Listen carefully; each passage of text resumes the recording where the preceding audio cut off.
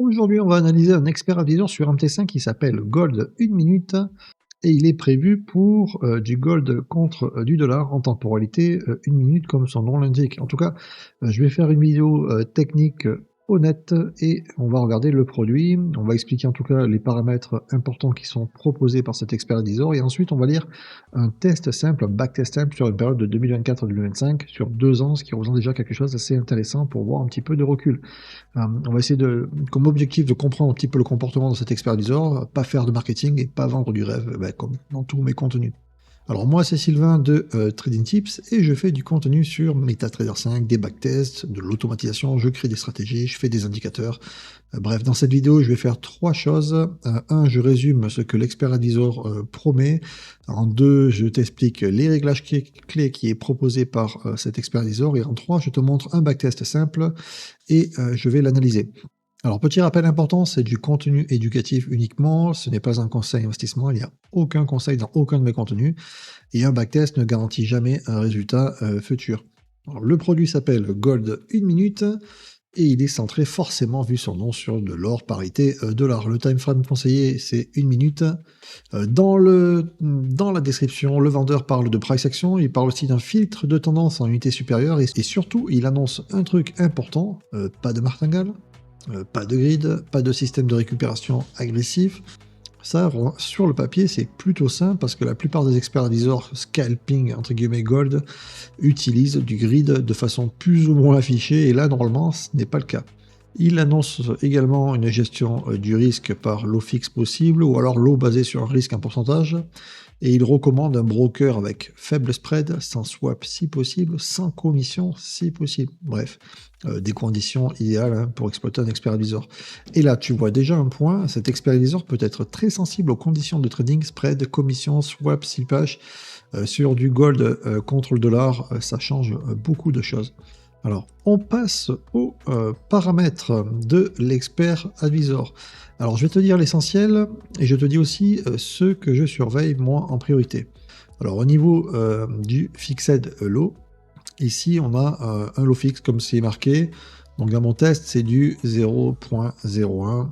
C'est bien parce que c'est relativement simple, ça évite les effets boule de neige. Et ça rend le test lisible. On a le fixed profit en dollars ici. Donc le fixed profit, c'est un take profit en dollars, d'accord, comme objectif. Et là, dans mon test simple, c'est paramétré sur 50 dollars. Donc l'expert advisor, il vise une cible monétaire par trade et ce n'est pas un take profit en pips classique. C'est important à comprendre. Donc c'est vraiment d'objectif monétaire. Hein. Si ton lot change, la distance forcément en pips va changer parce que tu as un objectif monétaire. Donc ce réglage influence le style de sortie. Alors fixed stop loss, donc 0 en auto. Donc quand il est sur 0 stop loss, donc soit il est calculé automatiquement, soit il est géré par la logique interne quand il est basé sur 0, ou alors par un trading. Et ça veut dire une chose, tu dois absolument regarder la partie drawdown parce que si le stop est souple, l'equity au niveau du test ou de l'application peut varier très très fort. Alors trailing stop, ici il est activé, il est marqué sur true dans les paramètres, donc l'expert advisor va déplacer le stop dans le sens du trade, il ne le recule pas. Ça colle avec l'idée de protéger les gains, mais attention, hein, scalping M1, le trading peut être vraiment trompeur. Hein. Un backtest relativement simplifié, il peut paraître beaucoup trop parfait. Donc ça, je vais y revenir. Hein. Alors le minimum distance between order, ici on a une distance minimum entre les ordres potentiels pour exploiter une entrée. Dans mon test, le paramètre est 10. Ça sert de filtre anti-spam, hein, d'accord, de refaire des opérations pile au même endroit, ça évite certaines zones sur trader. Vraiment, ça évite qu'il ouvre trop de positions au même endroit, et c'est plutôt une bonne chose. On a un paramètre également de max position hein, qui est sur 0, et là c'est vraiment important. Max position paramétré à 0, ça veut dire illimité. Hein. Donc en réel, perso, sur la spéculation, j'aime pas du tout le côté illimité. Hein. Je préfère une limite hein, parce que sur le gold parité dollar, en news, tu peux vite te faire empiler. Hein. Donc si tu utilises expert advisor, pense à limiter, même si le vendeur dit pas de grid. Hein. Une accumulation, ça reste un risque. On a également le paramètre max pourcentage par jour, d'accord, max DD. Money Management, donc ces deux réglages sont à 0, donc désactivés. Et ça, c'est vraiment dommage. Hein. Parce que si tu veux sécuriser, tu mets une limite journalière, ça évite les journées entre guillemets anormales. Hein.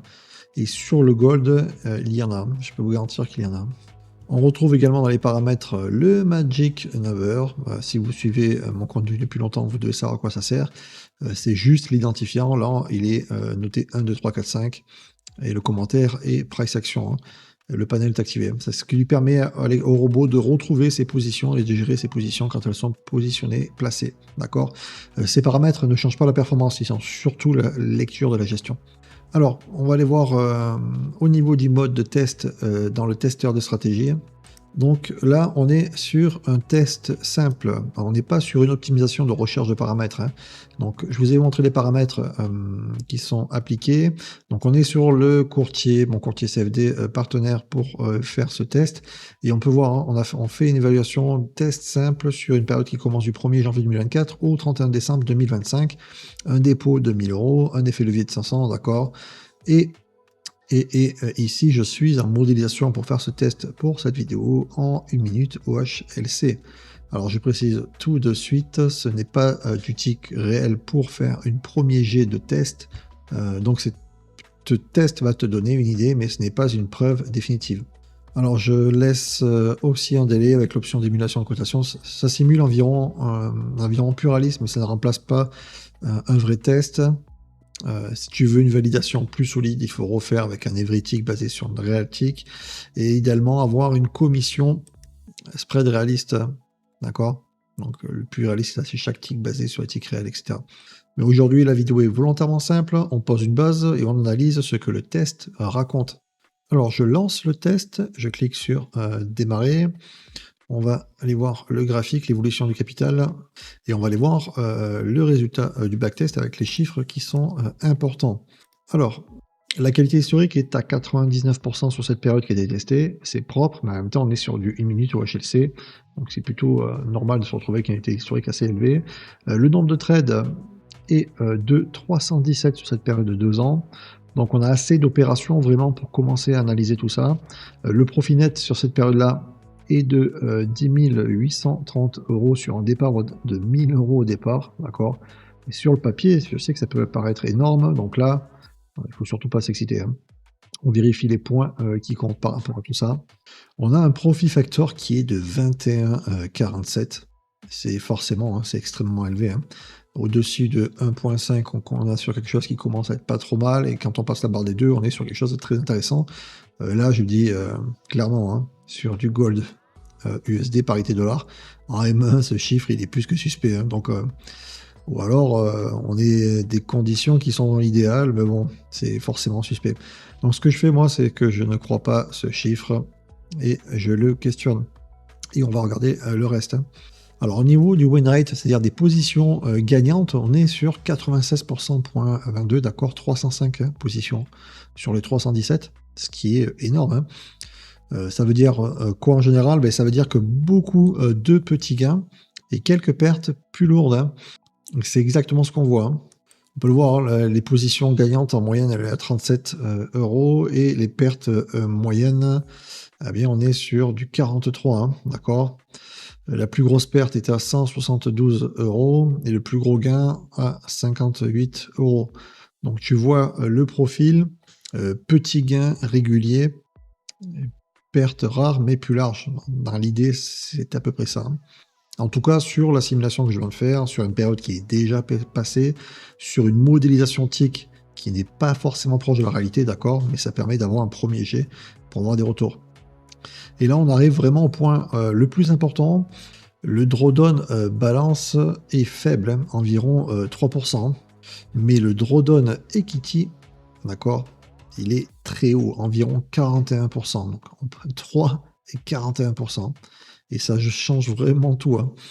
Parce que ça veut dire que l'expert advisor peut avoir des phases, en fait, où les positions flottantes, c'est-à-dire qu'il n'est toujours pas eu d'issue entre positif ou négatif, eh bien, sont très, très négatives avant de revenir. Donc, sur le papier, le compte survit, hein, mais psychologiquement, si vous êtes réellement exposé pendant une période donnée, eh bien, vous avez un creux de 40% sans savoir l'issue. C'est très, très dur, hein, à résister à ça et sur un vrai compte, ça pose vraiment un problème, hein, surtout si tu augmentes, le lot ou si tu as des contraintes de marge.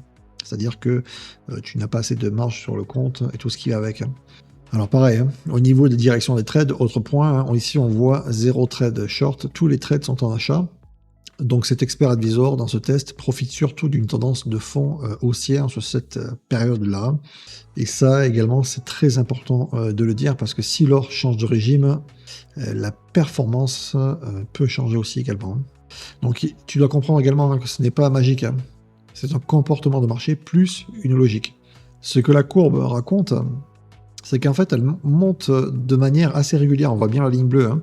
C'est relativement joli et propre sur ce test, hein, mais ce n'est pas le seul indicateur, hein. Moi, je vais regarder les creux de l'equity, on peut le voir, hein.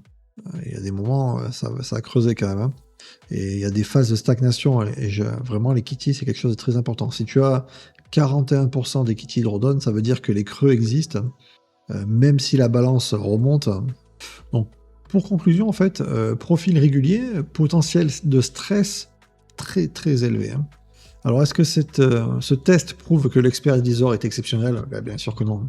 Je pense que si vous suivez ma chaîne, et j'espère que vous la suivez depuis un petit moment, vous aurez compris, hein, que ça ne garantit strictement rien et c'est souvent un piège, hein, ça apporte des biais. Est-ce que ça prouve également que l'expert advisor est nul? Ben, forcément non plus, hein. Ce test dit surtout une chose, hein, avec cette modélisation simplifiée et ces réglages, le comportement est très favorable sur cette période qui est passée, 2024-2025. Mais il y a des signaux à respecter. Un profit factor trop élevé, donc il faut valider déjà dans un premier temps en tick réel. En deux, l'equity drawdown est très fort, hein, 41%, donc il faut vraiment regarder le risque réel de marge, hein. En 3, il y a la stratégie orientée achat également qui peut poser problème. Donc on est dépendant d'un régime de marché lors de ce test. Donc tout ça, ça apporte des biais, hein, de perception. Alors si je devais faire les prochaines étapes, je referai les 3 tests. Test 1, même période mais en tick réel. Ça, c'est la deuxième étape. Test 2, je ferai avec un spread élargi et commission activée de façon plus contraignante.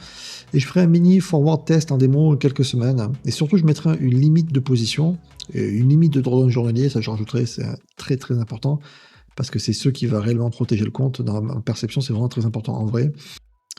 Alors pareil également, hein, comme tous les autres, hein, qui sont en cours, si tu veux, je peux te faire une vidéo numéro 2 pour cet épisode également, mais en évritique basé sur Realtic, c'est-à-dire sur des vrais ticks, ce qui est le plus proche de la réalité. Et là, on fera une comparaison par rapport à ce test simple. Si ça t'intéresse, dis-moi-le en commentaire. Tick réel, tiens, marque ça tick réel, et puis je comprendrai. Et si tu aimes ce format technique, abonne-toi, like, partage, ça aide beaucoup la chaîne. Moi, je préfère les analyses froides plutôt que les promesses. On avance étape par étape. À bientôt sur ma chaîne Trading Tips. Allez, ciao, ciao.